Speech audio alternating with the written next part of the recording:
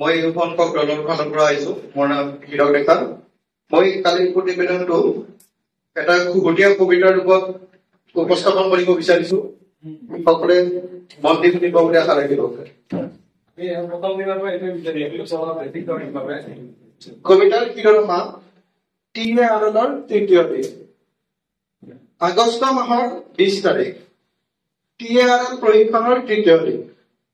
আৰম্ভ কৰিলে মানান দলে 9:30 বজাত প্ৰাতঃসভাৰে। ইয়াৰ পিছত দল গংগাধৰৰ পাল। প্ৰতিবেদন শুনি লাগিল ভাল। হাত চাপৰিলে প্ৰতিবেদন শেষ। কিমান চালে আৰম্ভ কৰিলে যুক্তাক্ষৰৰ মেল। ছাৰ বাইদেউসকলে হাঁহি ধেমালিৰে ভগা আৰু ভগাৰ মাজত পাৰ্থক্য বিচাৰিলে। এইখিনিতে গৈ 11 বাজে চাহ বিৰতিৰ খবৰ আহিল। এজন এজনকৈ বাহিৰলৈ ওলালে, কিন্তু বিস্কুট দেখি মুখ সেমেকিলে। 11:15 আৰম্ভ হল পুনৰ শ্ৰেণীৰ আদান প্ৰদান প্ৰক্ৰিয়াৰ আৰ্হি। সকলো পৰীক্ষাৰ্থীয়ে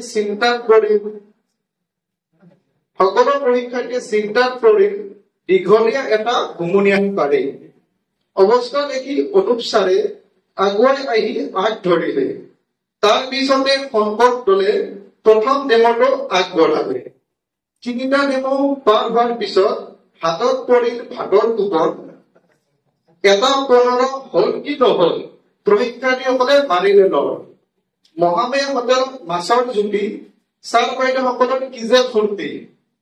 2:30 বজাত পুনৰ আৰম্ভ, এইবাৰে লাগিল জংকবংক।